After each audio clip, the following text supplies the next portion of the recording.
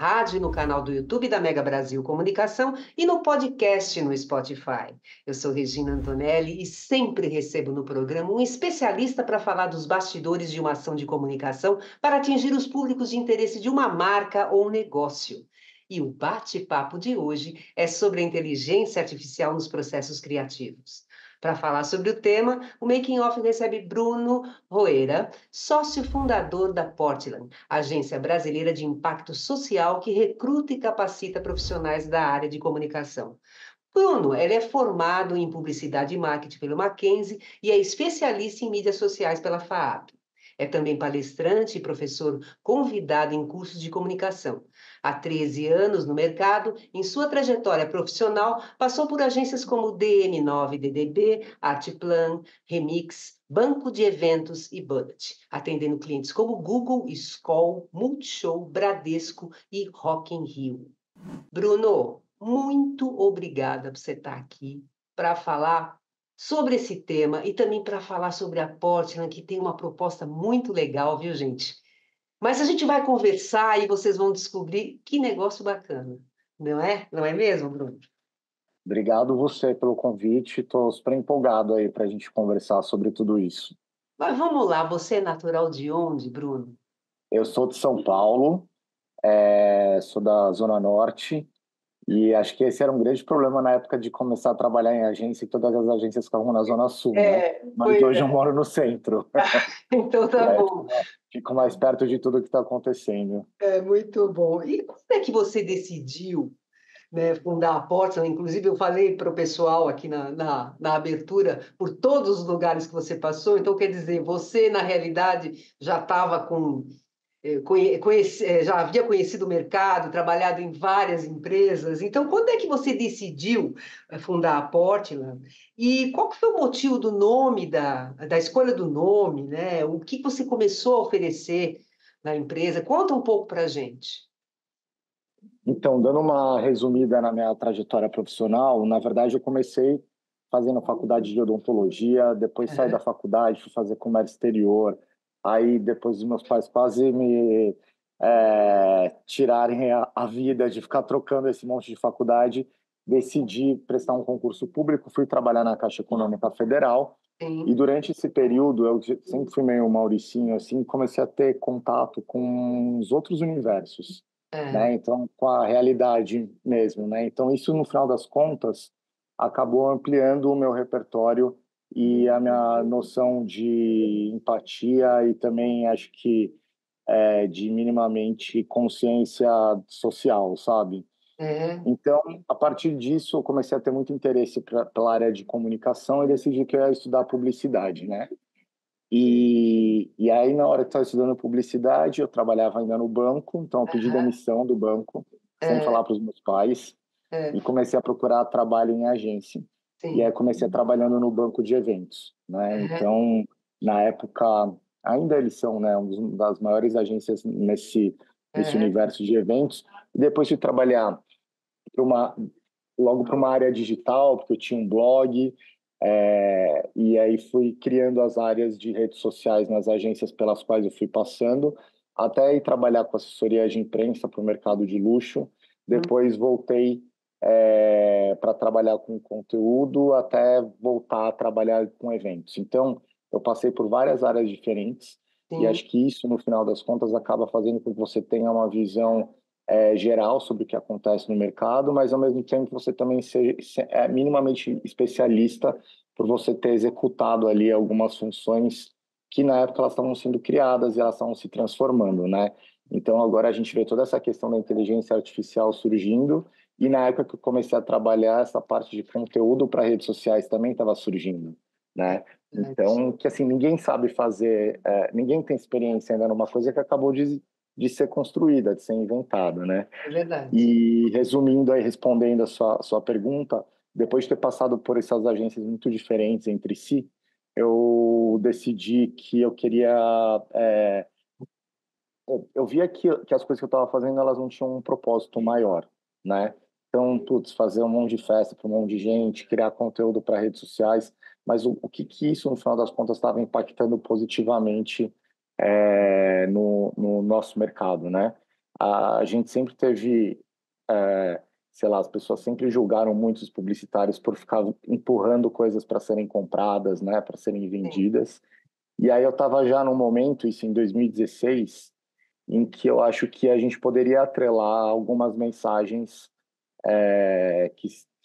de transformação mesmo em relação à nossa sociedade, em cima das coisas que estão sendo vendidas, né? Começar a criar propósitos que fizessem sentido, tanto pelo posicionamento da marca, quanto também pelo que as pessoas estavam precisando para a gente evoluir a nossa sociedade.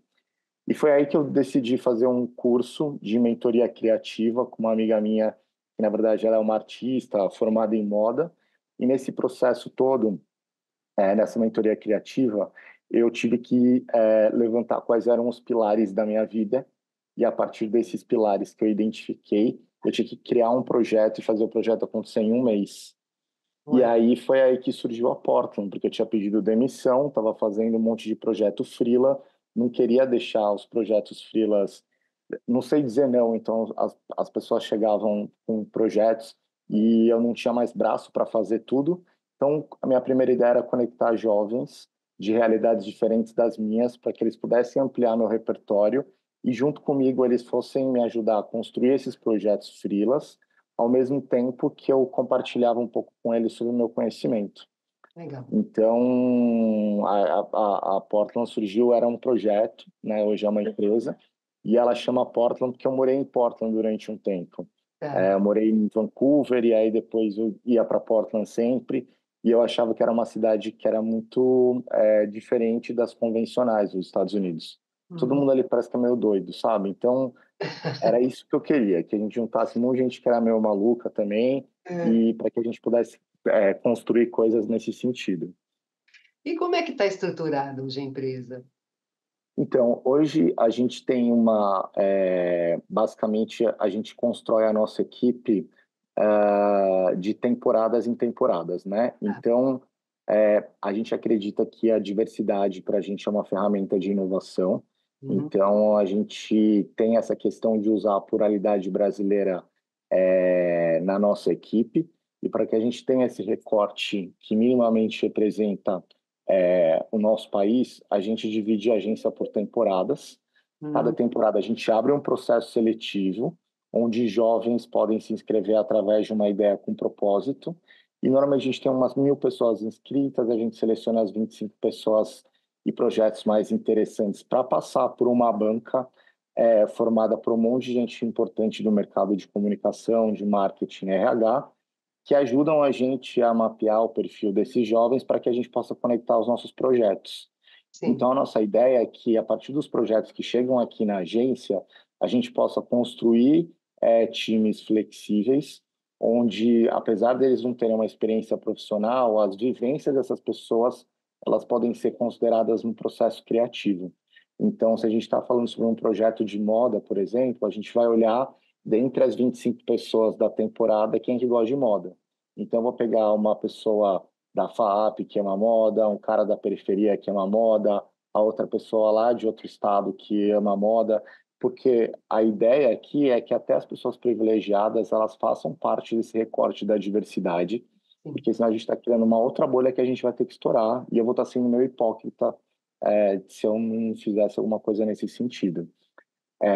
Então, a gente tem uma equipe fixa Sim. aqui na Portland de 10 pessoas, e, ao mesmo tempo, a gente tem as outras equipes que elas são rotatórias de acordo com os projetos.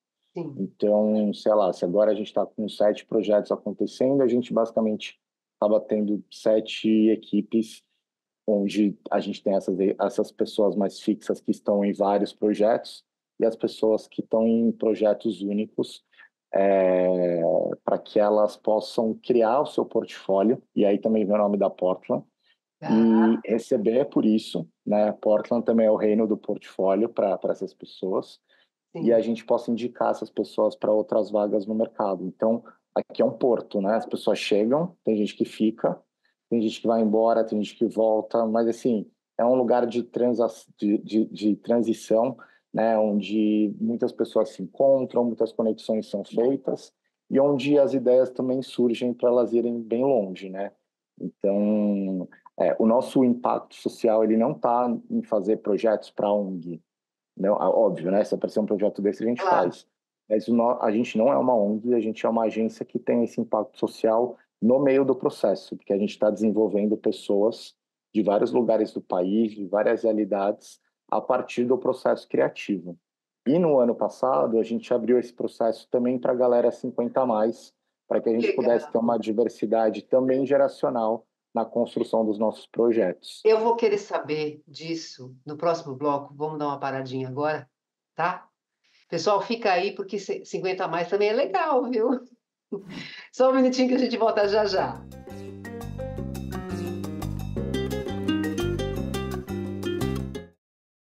Sentiu sintomas, começou a febre.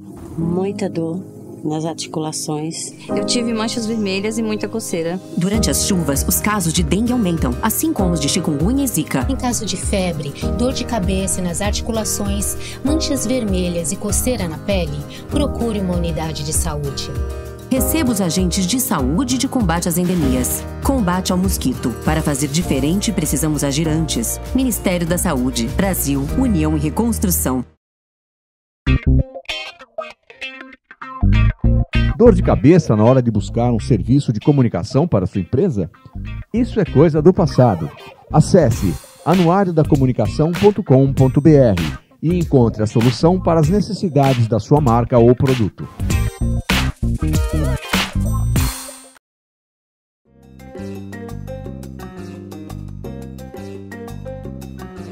E a gente está voltando aqui com o segundo bloco do Making Off. Hoje a gente está recebendo o Bruno Roeira, que ele é sócio fundador da agência Portland. E ele estava falando das temporadas que são feitas na agência para a apresentação das propostas, dos projetos, né, dos candidatos, e também a gente tem o pessoal que faz a banca, né, de jurados que seleciona isso. E ele estava falando também que eles fizeram uma temporada para 50 a mais. Conta então para a gente como é que foi, ou como é que é essa temporada 50 a mais. Então, todas as temporadas que a gente faz, a gente acaba trazendo alguma coisa de diferente, né? Ah, Então, a primeira temporada, o que eu imaginei? O processo seletivo sempre é uma coisa que acontece dentro de uma sala fechada, uhum, né? Onde ninguém está vendo, parece que as pessoas estão fazendo uma coisa de errado, né? Que ninguém uhum, pode saber. Então, a ideia foi a gente pegar e fazer esse processo seletivo com um monte de gente é, numa sala. Então, as pessoas entravam e elas tomavam um susto, porque tinham 10 pessoas batendo palmas para elas e a gente falava, olha, pode apresentar o seu projeto, né? é, Então, na primeira temporada, as pessoas da banca eram pessoas que tinham participado da minha construção como profissional, então é, sabia como eu funcionava e iam me ajudar a selecionar as pessoas que tinham uma conexão para trabalhar comigo, né? Já as temporadas foram passando, até que na terceira a gente percebeu que as pessoas estavam com, não sei, preconceito, enfim, com algumas questões sobre as pessoas, sobre os candidatos que tinham estudado nas faculdades que eram mais caras. Então, para a é, gente não ter esse diferencial, a gente colocou todo mundo vendado, então ninguém podia mais ver quem que estava se apresentando. E para é, os candidatos isso também foi uma questão, porque eles tinham preparado todo o material visual, né? Então, no meio do caminho, a gente tocava um sino, assim, aí todo mundo tirava a venda, e é, aí uma coisa misturada com The Voice, é, né, no processo seletivo.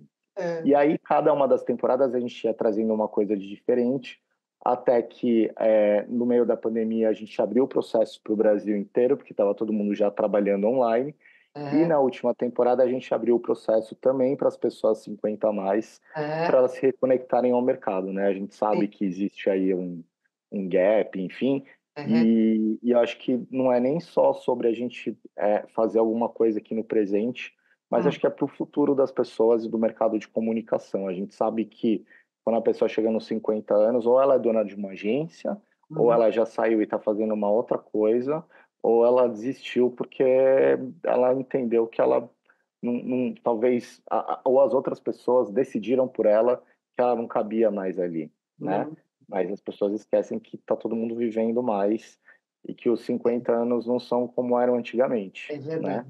Não É, é só sobre ser jovem, não é sobre isso. É sobre a gente estar num momento de reestruturação sobre como cada uma das idades elas estão Exatamente. funcionando, né? Como ser produtivo. E me diz uma coisa, vocês gravam isso aonde? Né? É, a, Como é que é feita a produção disso? Você tem roteiro? a gente faz no nosso processo seletivo, normalmente a gente pega as pessoas das temporadas anteriores Tá. para que elas façam a construção desse roteiro e a gente faça a gravação desses vídeos usando as próprias pessoas que já participaram do processo. Ah, Então, assim, na primeira temporada, eu peguei alguns amigos meus para servir como modelo, ator, enfim, sim. considerando ali uma diversidade.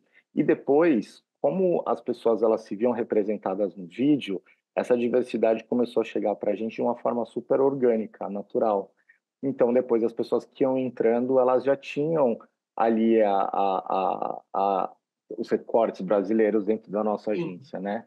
sim. Então, a gente começou a desenvolver sempre esses conteúdos a partir da visão e da vivência dessas pessoas na Portland, né? E elas também colocando a cara delas ali para falar, gente, vem aí fazer parte desse movimento. Então, todas as pessoas que participam da temporada, elas recebem depois uma caixa da É, Portland, que é, tem um monte de coisa, jaqueta, boné, quase que cada uma das temporadas tem uma linha de roupa, assim, sabe? é, Um editorial. E é. aí, quando eles estão fazendo esse unboxing, né, Sim. eles aproveitam para filmar e falar, gente, ó, para quem me perguntou, abriu a próxima temporada da Portland, se inscreve aí. Então, os nossos influenciadores são as pessoas que participaram de todo esse processo Legal. e que não tem pessoas melhores para fazer alguma coisa nesse sentido. Com E aí certeza. depois a partir da quarta temporada, que foi a da pandemia, ou a quinta, agora esqueci, a gente começou a fazer a gravação antes a gente só fazia um videocase no final, mas depois a gente começou a É, fazer a gravação ao vivo disso. é, Então, durante 2 dias, assim, a gente tinha 20 horas de conteúdo, sei lá, né, com a gente apresentando. Aí, na última temporada, a gente conectou outras pessoas do mercado para também trazer algumas informações e alguns debates que fossem importantes, né? Sair é, um pouco do óbvio. E as pessoas adoram participar, tanto o pessoal da banca é. quanto os candidatos. Assim, é um dia que é super especial.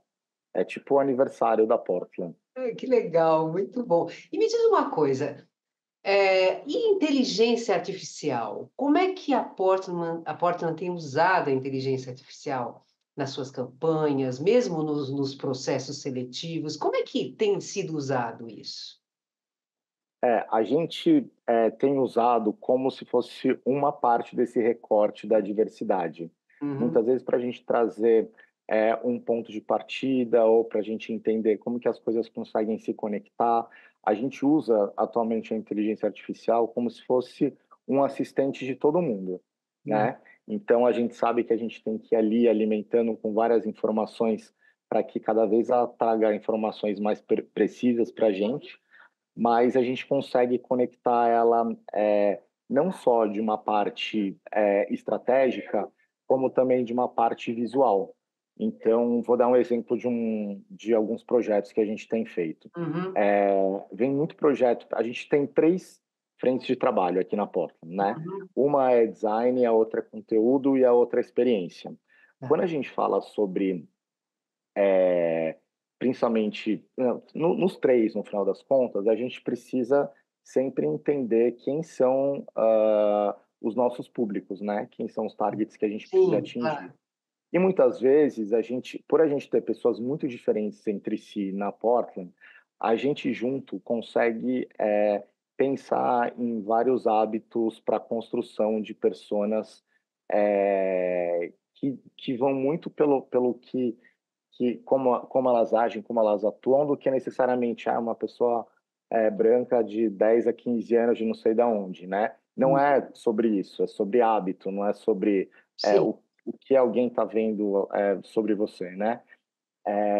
E aí, muitas vezes, a gente precisa representar essas pessoas. E como que a gente faz isso sendo minimamente imparcial? Porque se eu pegar alguns influenciadores para falar quem são, pode ser que o cliente não goste daqueles influenciadores. Ele fala, e aí a gente já acabou o projeto inteiro.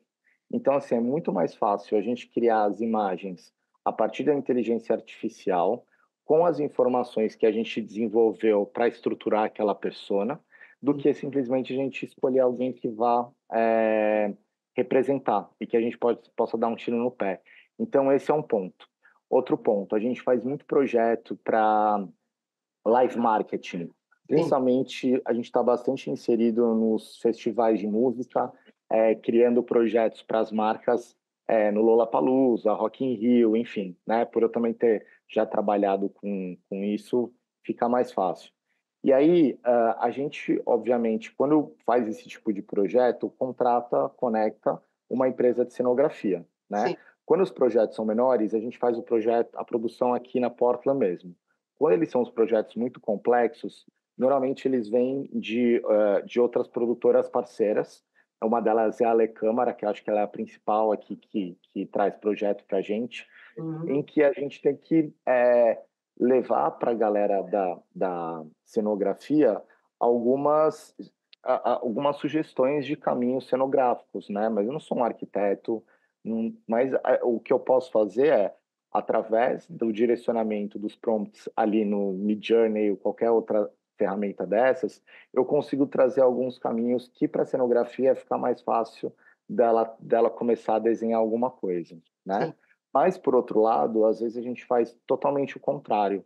Às vezes a ideia vem da cenografia e a gente, através da inteligência artificial, também pode dar uma peneirada nessas informações para a gente construir todo o projeto a partir de algum insight do design do que vai ser construído nesse evento ou nessa ativação de marca no festival. Né? Perfeito. Nós vamos continuar esse papo, tá? Nós vamos fazer mais um break aqui e a gente volta com esse papo da inteligência artificial, porque tem bastante coisa ainda que eu vou querer explorar com você, tá bom? Um minutinho, gente, a gente já volta já.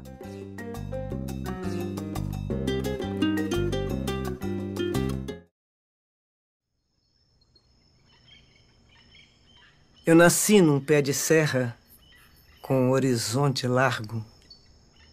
Lá em casa, para onde eu olhasse, era céu. E já nasci cantando. Nem falar eu sabia, já cantava. Cresci assim, desavisada do mundo, sem saber que o amor era uma armadilha. Foi quando ele apareceu, eu era moça, acreditei, porque amava a minha voz. Me arrancou de casa, me jogou na bolé de um caminhão e viajou 2 dias e 2 noites sem nem perguntar se aquele mundo todo me cabia. Depois me trancou numa casa toda enfeitada de amor. Mas havia grades deselegantes nas janelas. Quando chegava do trabalho, trazia algum presente na mão e dizia: canta. E eu cantava. Envaidecida. Mas ontem ele saiu e esqueceu a porta aberta. Eu nem sei onde vim parar. Hoje eu nasci. Hoje é a primeira vez que eu canto. Essa é uma história real. E quem vive são passarinhos das mais diversas espécies, que são sequestrados, traficados e escravizados no Brasil todos os dias. Apenas para correção. Não é casa, é gaiola. Não é amor, é cativeiro. E assim como sequestrar alguém, manter um animal silvestre que nasceu livre em cativeiro é crime. Amar é libertar.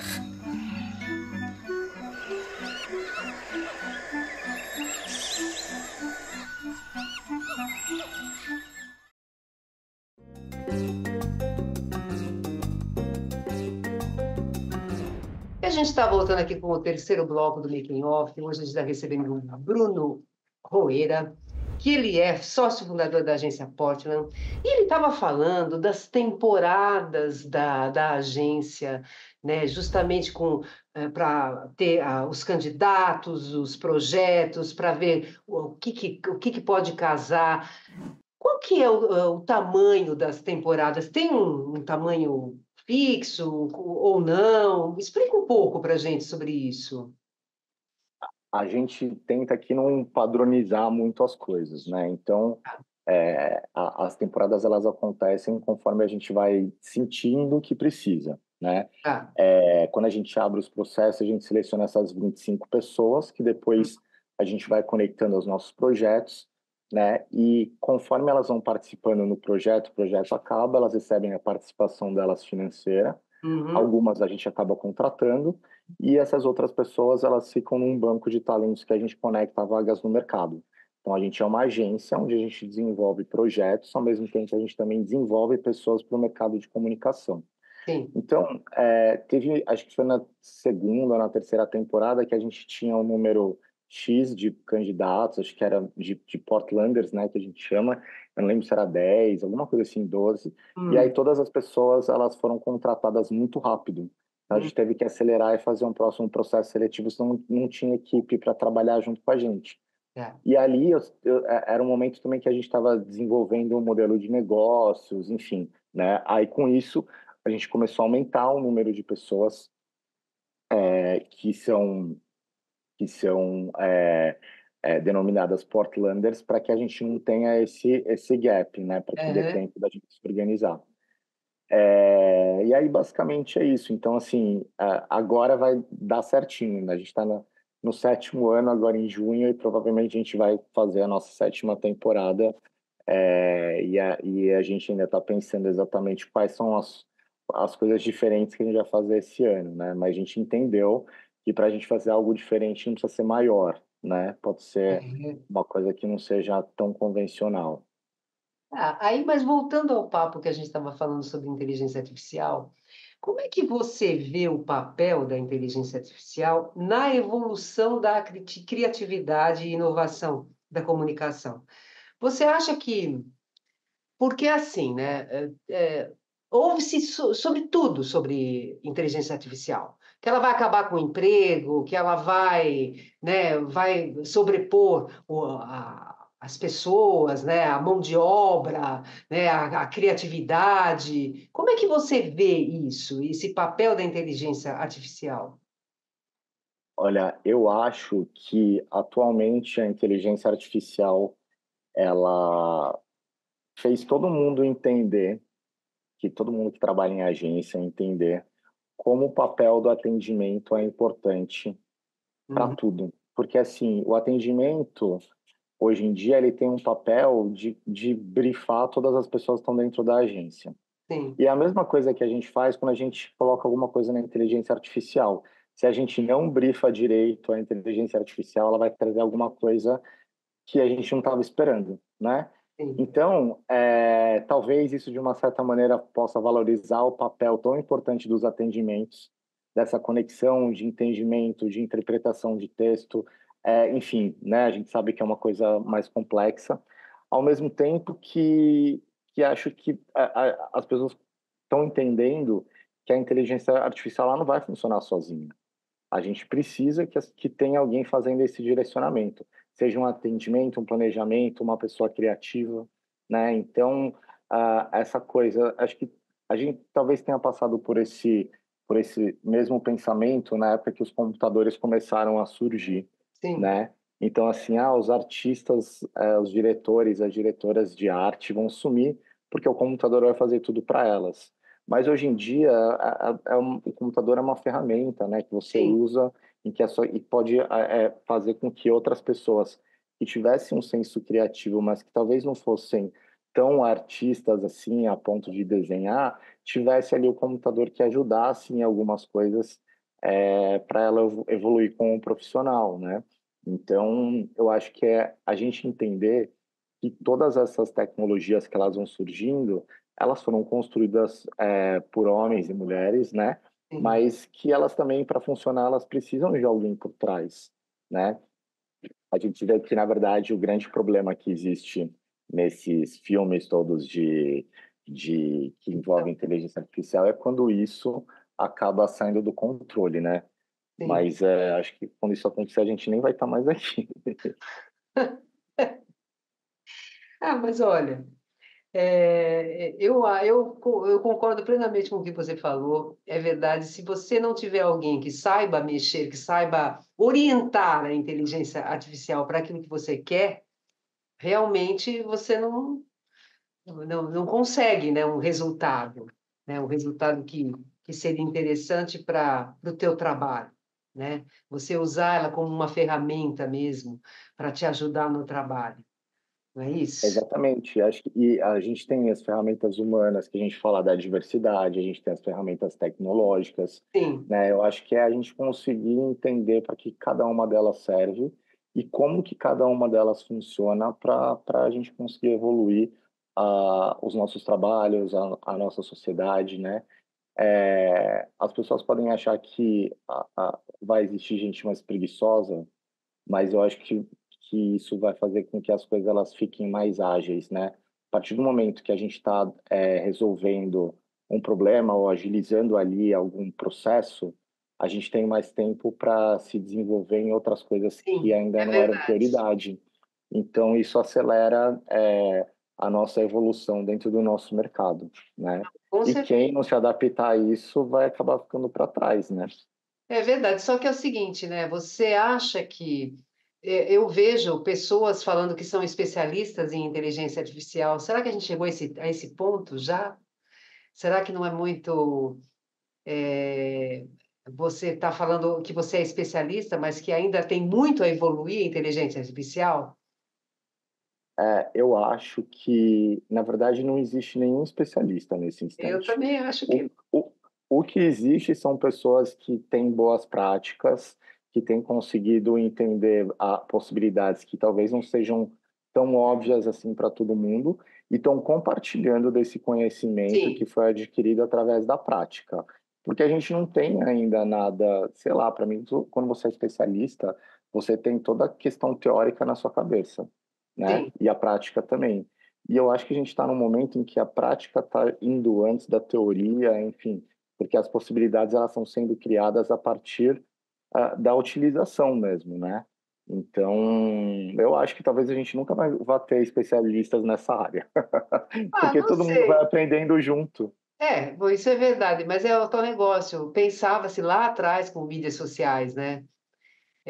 Lá atrás, no começo, né? Um negócio que ainda não continue evoluindo, né? Você vê que sempre está evoluindo, sempre tem alguma coisa nova.